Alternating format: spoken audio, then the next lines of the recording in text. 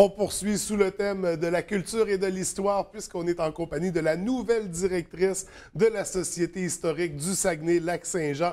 Il s'agit de Mme Joëlle Hardy. Bienvenue à l'émission, ça va bien? Ça va très bien, merci. Écoute, nouvelle directrice, c'est tout frais, là. C'est depuis janvier, en fait. Ça fait même pas encore 2 mois complets que tu es en poste, que tu es la directrice.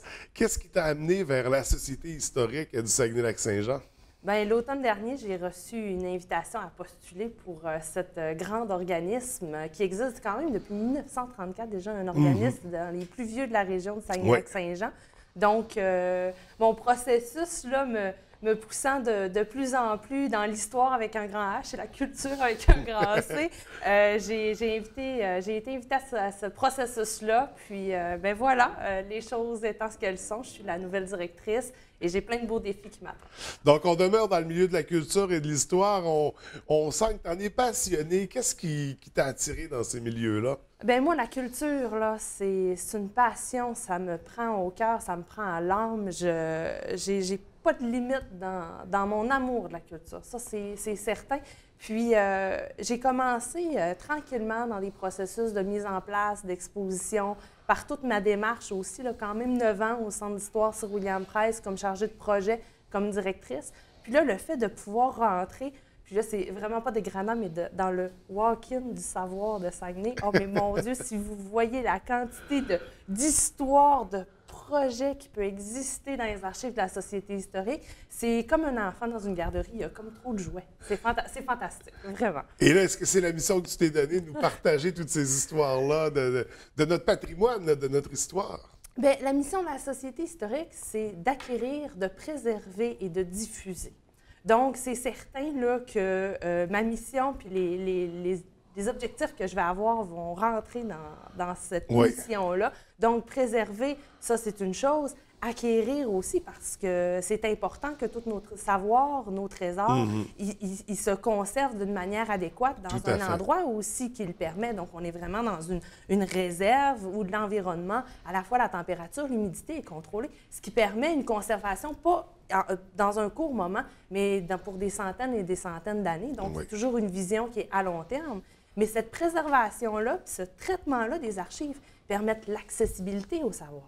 Donc là, ça devient intéressant en termes de diffusion parce que la Société historique peut faire des actions de diffusion. On pense à sa revue Saguenay-Ancia, mais elle peut devenir un partenaire majeur dans la mise en place d'expositions, de projets d'histoire, de théâtre, etc., etc., etc. Là, c'est sans fin. Tout à fait. Vous avez justement une exposition en cours, mais avant d'en parler, là, si je comprends bien, au moment où on se parle, il y a beaucoup d'archives. On parle de textes, de photos, de vidéos, d'objets.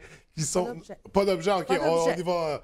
OK, les textes, les archives de communication. Alors, est-ce que c'est accessible? Est-ce que quelqu'un peut faire une recherche présentement dans tout ça?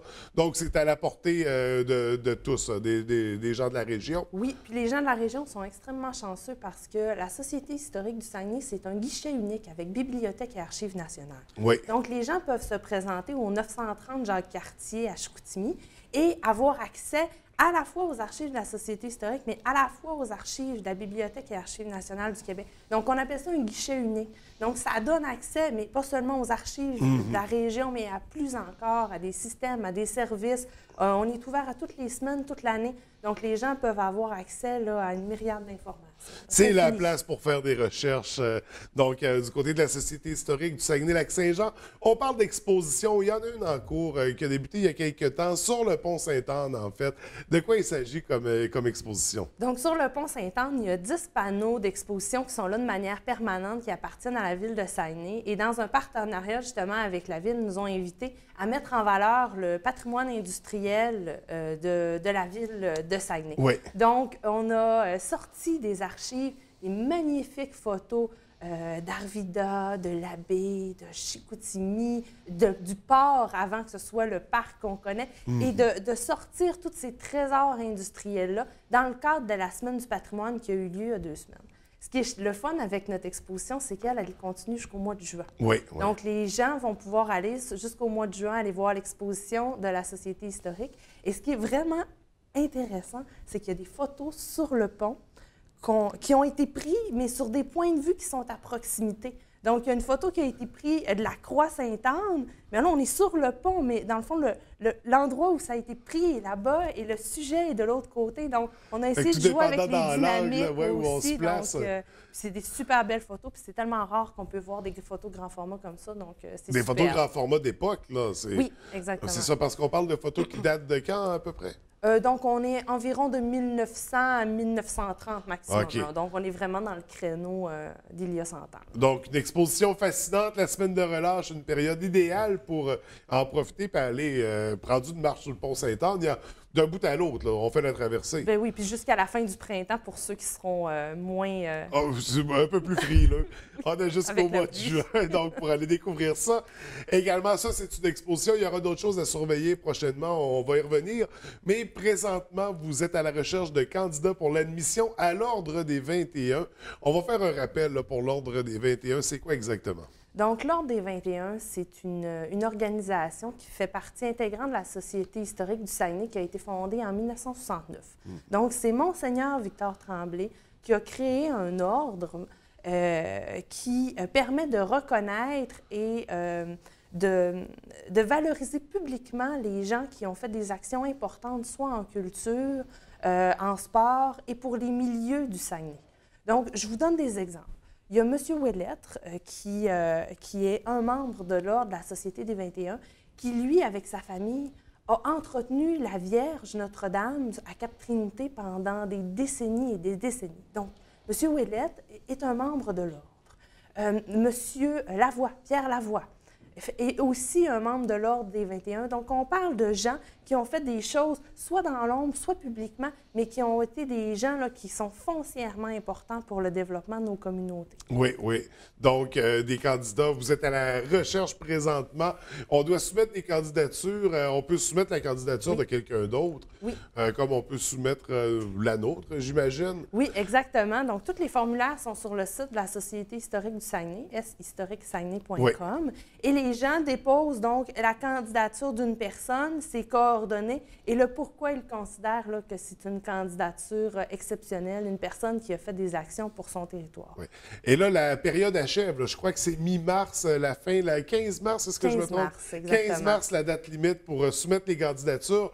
Suite à ça, il y a une sélection qui va se faire. On va nommer combien de personnes cette année? Donc, les règlements prévoient toujours 2 personnes par année. Oui. Donc, l'Ordre des 21, c'est 21 membres, à l'image de la Société des 21 colonisatrices de notre région. Donc, il y a toujours 21 membres à l'Ordre des 21.